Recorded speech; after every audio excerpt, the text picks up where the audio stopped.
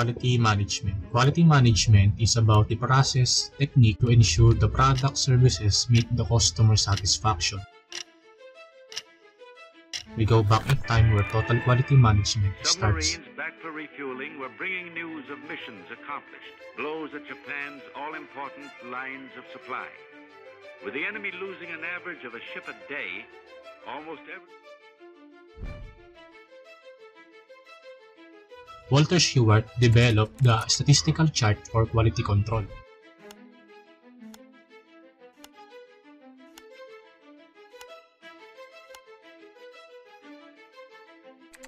These people are part of the rise of the total quality management.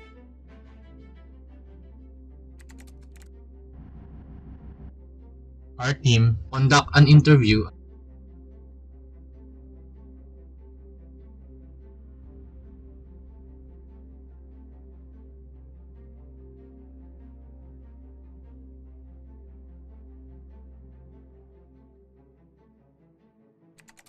Readyman Incorporated.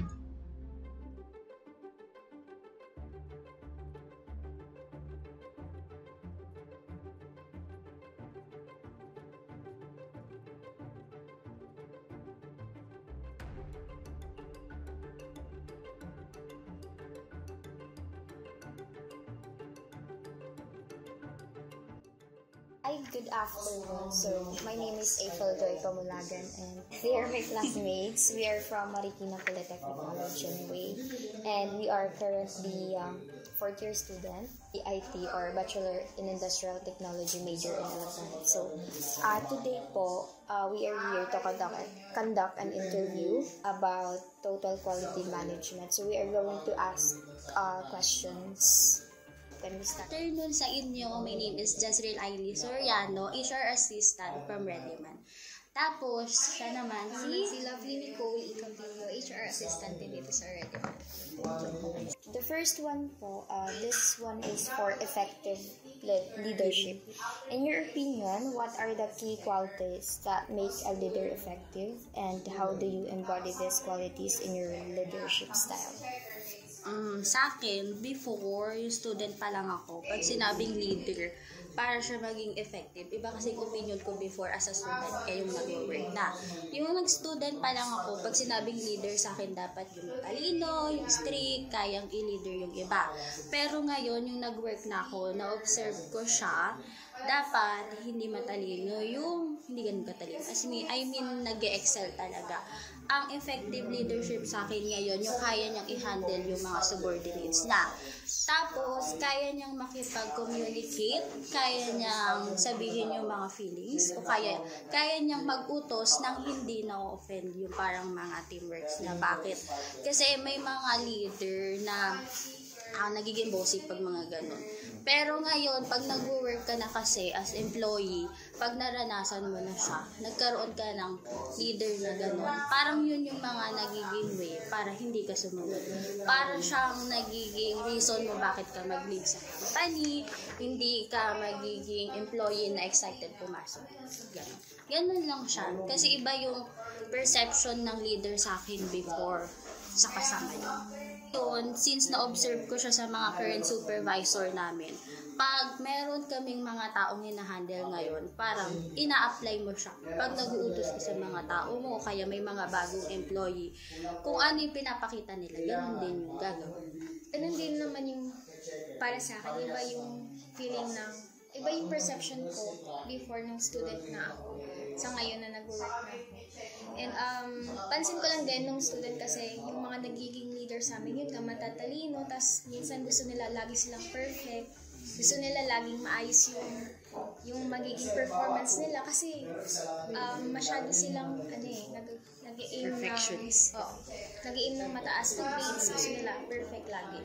So dito, nung naging employee na ako ni Readyman, notice ko lang na as a leader, kailangan mo rin makinig sa mga subordinates mo. Kung yung mga tawag dito, yung mga gusto nilang i-suggest, kailangan mo rin silang pakinggan. Hindi lang yung porket ikaw leader, ikaw ang masusunod.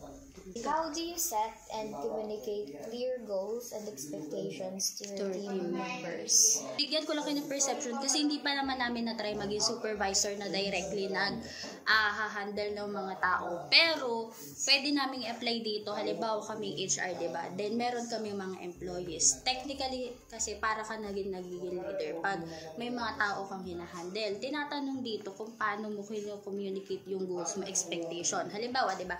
Kami is isang manpower agency. Pag nag-hire kami ng tao, halimbawa, nag-a-apply ka, tapos, syempre, tinatanong ng applicant kung anong magiging work. Then, as an HR assistant, dapat clear kami o sinasabi na namin kung anong ine-expect namin na magiging work mo doon. Sinasabi namin na, halimbawa, ganito, nagbubuhat dito sa warehouse, kaya mo ba? Ine-expect namin na kaya mo kasi nag-apply ka dito. Mga ganun lang siya. Tapos, yung paano mo siya nasasabi, in friendly way. May mga applicant kasi na mas nagiging komportable sila, mas tumatagal yung mga tao. Pag kinakausap mo sila as approachable way. Kasi pag bossy ka, pumasok ka na ganitong oras, hindi sila pumapasok. Pipilitin mo sila pag sinat mo sila na pasok ka na, kaya mo yan, sige. Ganitong oras, after nan bibigyan kita ulit ng duty, mas tumatagal sila. May mga tao kami na halimbawa ako na hire last year. May mga tao ko na tumatagal. Kasi nakakausap mo sila, ma'am, may duty na ba ako? Wait lang, hintayin na natin. Pag nagkaroon, unahin kita, hintay ka lang. Ganun lang siya. Parang magkakaroon ka lang ng active communication. Kahit sa messenger mo, text mo, minsan hindi nakakainis, pero part na din naman ng work. Kahit gabi, re-replyan mo siya. Pero magsiset ka pa din ng boundaries kasi work nyo naman yun, pero kailangan din. Kung ano kasi yung yung treatment mo sa isang tao, yun din yung babalik sa'yo. Kaya as much as possible, kahit nasa higher position ka, pinakamataas ka na, maging humble ka pa din sa mga nasa iba. How do you ensure they understand and align with these goals? Para sa akin, nai-ensure ko na parang parehas kami ng iniisip o kaya parang aligned kami sa mga dapat nilang gawin. Mini-maintain namin yung communication. Tapos kasi may mga tao na pag di mo lang nireplyan, ma'am, ayoko na magre-resign ako. May mga clingy kasing tao. Halimbawa, kahit gabi, ma'am, sagutin mo ko yung DTR ko, kulang ganito. Ang gagawin mo doon, pagsatsagaan mo lang kasi after days, kakailanganin mo din sila. Sasabihan mo lang sila na pag gabi naman, wag din naman akong i-chat. Hanggang alas 6 lang yung office namin. Pwede ako mag-reply hanggang alas 7, alas 8. Patulugin nyo din naman kami. Mga ganon. Sige ma'am, sorry po. Mga ganon. Para kasing pag sinasagot mo sila in a nice way, mas nagkakaroon sila ng assurance na may care ka dun sa kanila as employee. How do you implement the total quality management practices in your company? How do we handle employees? Paano namin na-maintain yun? Number 1 siguro, kasi maraming makukulit din na tao. Iba-iba kasi sila ng ugali. So, pinaka-number 1 para sa akin, patience. Matuto kang pakinggan sila. Yung mga hinanain nila, like mga problems, pakinggan mo din kung bakit ganyan sila mag-react. And yun nga, intindihin na lang din sila minsan. What were the key factors that contributed to the success of TQM implementation? And ang binanggit niya, parang HR to employee. Ang babanggitin ko naman, client to sa amin naman. Ang gagawin namin, parang client. May mga client kasi kami, iba't iba sila. Para namin ma-maintain yung quality management, parang from time to time, once na may request sila, ginagawa namin yung best namin na ma-provide yung pinaka-request. Halimbawa, isang client namin, warehouse personnel, nag-request sila ng 15 person. Para kaming tawag doon, agency nila, ang gagawin namin, is kailangan namin ma-provide yung mismong request nila. Siguro, imposible pakinggan. Halimbawa, nag-request ng 15 na person ngayon. Tomorrow, na 6 a.m., kompleto na siya. Paano namin siya na-maintain? Feeling ko naman na-maintain namin. Kasi, as far as I know, kaya naman natin. Ngayon, may request kami ng 15. Bukas agad yun. Nagaanap kami. Ginagawa namin yung best namin para mabigay yun. And may mga kliyente na matagal na. Wala pa kami, nandito na sila. Ibig sabihin, from before pa hanggang ngayon, nami-maintain ni Readyman yung service na binibigay niya sa ibang tao. So, yung mga factors na nagko-contribute doon para maging successful yung mga yun. Siguro, parang bukod sa loyalty, kasi hindi namin sila iniwan kahit tawag dito, wala kami mabigay, binavalue namin yung parang relationship na binibigay nila. Tapos yung mga tao namin, syempre, ilang years na yung mga persons doon. Kahit na matagal na sila doon, tapos siguro wala lang kita or what, nandito pa rin. Ganun lang siya, parang binavalue lang niya talaga. What training and development programs provided to enhance your employees' skills and knowledge related to top quality management? Every Friday, usually before, daily. Pero ngayon, every Friday, nagkakaroon kami ng orientation regarding sa mga dapat nilang i-expect sa work nila. Before, from day-to-day basis, nagkakandak kami ng orientation, pero medyo hassle kasi siya from face-to-face mo. Ginagawa namin ngayon, every Friday na siya sa bayan, 15 to up na persons ino-orient namin. Doon sa orientation, nakalagay doon yung ano ba dapat, yung mga dapat nilang i-improve, yung skills na dapat nilang ipakita doon sa warehouse para magtagal sila doon. Yung mga ganong training lang siya. Yung mga training naman, usually, hindi naman kami nagpo-provide pag kami yung nagbibigay ng mga tao sa mga client namin. Kasi dito, tumatanggap kami kahit ng mga walang experiences. Parang si Readyman sa warehouse personnel, nagiging training ground nila yung pinaka-warehouse sa amin. Kami, nagiging training ground kami. Doon sila natututo sa warehouse kung saan sila nideploy. Tapos pag nalipat sila, at least alam na nila. The customer satisfaction naman po. In your opinion, what are the main issues why customers are not satisfied? Ikaw, alam mo yun. Para sa akin, hindi sila nasa-satisfy kapag yung way ng pag-explain mo sa kanila, way ng pagturo mo sa kanila, hindi nila naiintindihan. Or baka may kulang sa pagturo mo, sa explanation mo, may mga kulang kang naibigay sa kanila. Doon sila hindi nasa-satisfy. And sa services din siguro, may mga, for example, hindi naman, pero may kagaya sa kasi manpower agency kami, so we base sa request ng clients. So hindi rin kami pwede basta-basta mag-deploy nang walang request ng client.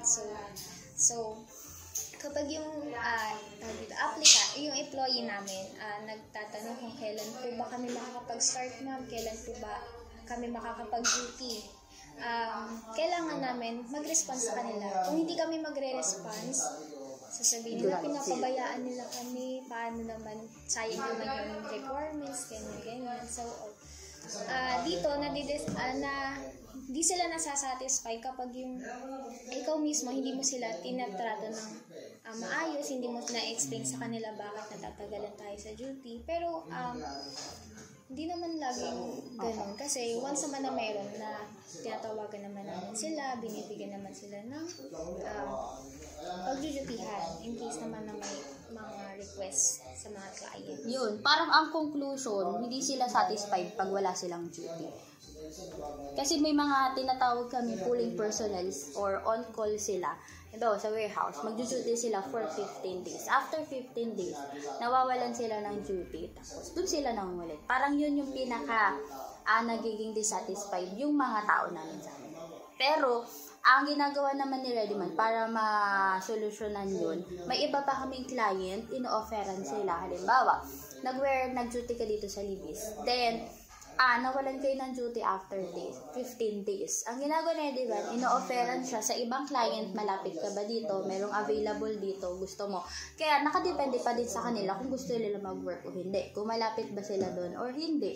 Pero may mga tao kasing hindi mo mapipilit na mag-duty kung ayaw talaga nila. Yun yung nagiging reason nila, at hindi sila satisfied. So, next question natin is, in terms of continuous process improvement, how do you measure the success and effectiveness of continuous process improvement?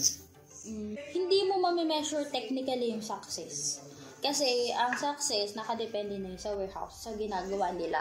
Kung pagbabatayan yung productivity. Pero sa amin, kung pagbabatayan yung success na nakapag-hire ba kami or what, sa akin nakukonsider kong as success. Tas effective yung ginawa kong work pag tumagal yung tao ko.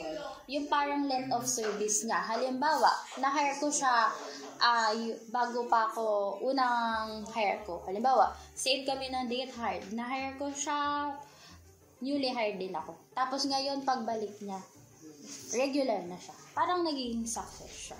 Pag tumagal siya doon, pakikilala mo kasi siya, andito ka pa pala, kala ko wala ka. Ganun mga instances din siya. Paano mo siya mai-improve?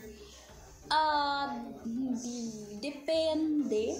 Kasi iba-iba ng klase ng tao, ng ugali ng tao mo. Promise. Last year, masisipag pa yung mga tao. Ngayon, kahit gano'n ko nakahirap, mapili na sila sa trabaho. Continuous process para ma-improve yon. Siguro, hahanapin mo yung taong dedicated talaga mag-work. Kasi, before, may hire ako kahit anong work papasukan niya. Ngayon, kahit wala experience, gano'n kahirap, ma'am, ayaw ko dyan, hindi siya magtatagal. Ganun lang siya. Depende na siya. Hindi mo na siya talaga mame-measure mo siya pag tumagal siya. Pero yung sa productivity niya everyday, hindi kasi kami ang nag-measure. Pwede rin siya sa dito sa agency namin and sa clients. Diba? Yung mga clients namin, matatagal na rin yung mga yun. And nadadagdagan din sila. So, ayun nga, siguro nandun din yung kung paano kami mag-work, paano namin nag-provide yung request, nakikita nila, and masasabi kong dun yung success and effectiveness ng process ng agency din namin. Pag dumaming client, ibig sabihin, successful sila, diba? Kasi, mga walang nawala, pero may mga dumagdag. So next is, how do you ensure the continuous process improvement efforts align with the organization's overall strategic goal and objectives? Mag-hire kami ng mga employee, mga HR, na kayang i-maintain yung ginagawa namin yun. Siyempre, hindi naman tayo magsistay sa isang company after 10 years or what. So, pag mag-hire kami, ang i-ensure na lang namin na kaya nilang sabayan yung mga dapat ginagawa namin ngayon. Kaya kasi nilang higitan yung mga nagawa namin. Masipag. Titignan namin kung gaano sila ka-dedicated. Kasi pag hindi kasi dedicated yung tao, hindi talaga sila. So next question, how does continuous process improvement contribute to enhancing overall customer satisfaction? Di ba nabanggit namin dito, yung sa continuous process, yung nag-hire kami ng mga tawag dito, parang qualified na mga assistant. Para ma-continuous ron na makaka-contribute siya. Parang, syempre, pag naka-hire kami ng mas, syempre, dedicated din. Tapos, kaya din sabayan yung mga ginagawa namin before. Or, hindi man sabayan, pero mas lalamangan pa nila. Nakaka-enhance siya sa customer satisfaction. Kasi, siguro, after a year or next year pa, yung mga tao namin, mas tatagal na sila. Halimbawa, na-hire na nila, hindi na umaabot lang na 1 buwan, hindi na umabot ng 2 buwan lang. Mas tumatagal na yung mga tao nire nandito kay mga employees nila. Ganun lang naman siya. Wala kaming supplier partnership kasi kami ngayon nagsusupply. Maybe we can take it other way around. Paano naman po, what are the things to consider when evaluating a potential partners? Parang hindi naman kaming naghahanap ng kliyente. Pero, as HR assistant, feeling ko, bukod sa ang mga tawag dito, kino-consider pag naghahanap ka kasi ng kliyente mo, yung kaya mong panindigan. Hindi naman sa kaya panindigan. I mean, halimbawa, si Readyman, more on warehouse personnel siya. Tapos kumuha ka ng kliyente na nag-provide na mga sales lady. Parang lumalayo siya ng direction sa pinaka-goal mo. Kasi yun yung pinakaunang mga kliyente natin. Siguro na-challenge kami, pero parang doon tayo sa reality na kaya mo bang supportahan, kaya mo bang i-provide yung needs ng mga client. Kasi kung hindi naman, syempre, yun din yung makaka-apekto para umalis din sila after a while. Ganun lang siya. Second question is, what are the key benefits and challenges of establishing long-term partnership, and how can organizations effectively manage and nurture this relationship for mutual success? Benefits ng long-term supplier. Feeling ko, bukod sa meron ng integrity, saka meron ng tiwala sa iyong client, ang benefit nun, parang ikaw na yung pinagkakatiwalaan nila. Pag may mga kailangan sila, sa'yo na kukunin in ay buko kesa sa ibang kliyente. Halimbawa, meron kaming client, LF Logistic. Warehouse siya. Matagal na kaming kliyente nila. Kaya pag may kailangan silang mga halimbawa 10 tao kaysa sa ibang agency, sa amin na kinukuha. Kasi alam nila na kaya namin makaprovide agad kaysa sa iba. Parang nagiging trusted ka ng mga long-term supplier. Yun yung benefits. Challenges naman, kasi nga, dahil matagal mo na silang kilala, yung tiwala nila, nasa yun na. Pag nagkamali ka, syempre, i-judge ka nila. Halimbawa, nag-request sila ng 10, hindi mo nabigay, hindi mo matagal na namin kayo kliyente, ba't hindi mo nabigay? Parang yun yung pinaka-challenges. How do you handle the conflict or disputes that may arise within your partnership? Hindi naman technically kami nakikipag-usap sa client, pero opinion na lang. Siguro feeling ko, paano nila ma-handle yung conflict? Proper agreement. Halimbawa, hindi kami nakabigay ngayon. Next time, magbibigay na lang kami. Magpe-prepare na kami para magpapakumbaba. Ganun. Parang magpapasensya. Syempre, required naman yun. Next time, magbibigay na kami, kakayanin na namin. Parang hindi na kami magsiset ng una pa lang, magbibigay na kami ng statement na tatry namin. Kasi mahirap kasi magbigay, sige kaya namin yan. Pero pag nag-request sila 10, try muna namin, sir ha, kung meron kaming available na mga tao. Hindi kami nagki-claim agad na kaya namin. Nagbibigay pa lang kami hindi kami assurance na kaya namin. Tapos hindi naman pala. Mahirap kasi pag sinabi namin. Sila din maapektuhan yung operations din nila. Sabi kasi laging sinasabi sa amin ng HR manager na best effort, yun talaga yung pinaka-number 1 na ginagawa namin. Hindi man namin ma-comply yung hinihing 10 or at least half. At least meron kaming maibigay kahit hindi siya complete. The next po is for benchmarking. Have you encountered any challenges or obstacles in the benchmarking process, and how did your organization overcome them? Maraming challenges pag sa pag-hire. Halimbawa, everyday papasok ka, kailangan may ma-hire ka na halimbawa 10. Sa 100 ite-text mo. Ang benchmark doon, hindi siya usually na susunod kasi i-text mo na 100 po, magsasagot dyan 50, ang pupunta dyan 2. Ganun ang mga tao ngayon. In case, paano mo siya na-overcome, gawin mo everyday. Masasanay ka na lang. Tapos, gagawa ka ng ibang way para makontak yung mga tao sa social media. Social media naman kasi ngayon, medyo mahirap na din kasi. Kung before, last year, mag-post ka lang ng hiring dyan, ang dami magko-comment. Ngayon, mag-post ka, isisip na lang. Wala magna-like, minsan tatawanan pa. Parang paano mo siya? Kasi siya, syempre, ganun lang naman talaga siya. Paano siya na, wala, masasanay ka lang, parang, ngayon, everyday, pag nag-hire kami, nagsusource, naghahanap ng applicants, everyday mo siyang gagawin. Pag may pumunta dito, okay, thank you. Pag tumagal siya, thank you din. Pero, best effort na lang lagi ang ginagawa. Gagawin mo siya everyday. Can you explain the role of benchmarking in fostering a culture of continuous improvement within your organization? Ang role nun, parang everyday nagkakaroon ka ng tawag dito nagkakaroon ka ng to-do list, or parang dapat papasok ka everyday na may mindset ka na kailangan mo siyang magawa. Tapos, kasi kailangan mo yun i-continuous, kailangan mo i-look forward na may lang gagawin ka, may kailangan kang i-hire. Kasi kung in-stop mo yun, possible maapektuhan din yung organization. Kung papasok ako everyday na may hiring akong 10, hindi papabayaan ko na yun. Siyempre, nakaka-apekto din sa sales, tsaka sa mismong company namin. Kailangan talaga siya. Kasi, kailangan namin ang tawag dito, mapakita na yung agency namin kaya pa din mag-provide ng mga tao, unlike sa iba na agency. Alam ko kasi meron kaming hiring ngayon na hindi siya tinanggap ng ibang agency kasi nga urgent siya, bukas agad. Pero kami, para kaming competitive na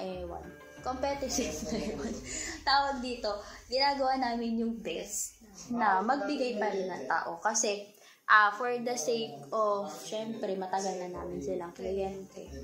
Kailangan namin mabigay din. Hindi man lahat, pero nagbigay pa din. Ganun lang siya. Yun lang naman yung pinaka-goal ni Redina. Kaya lang magbigay ng tao. Hindi man lahat, at least nagbibigay pa din. Hindi masasabi nung pinaka-president namin na wala naman kayong ginagawa, wala kayong bibigay. Pag tinignan, meron naman nabigay. Hindi lang talaga lahat. Ganun lang naman. That conclude our interview at Rediman Incorporated. Thank you for watching and God bless.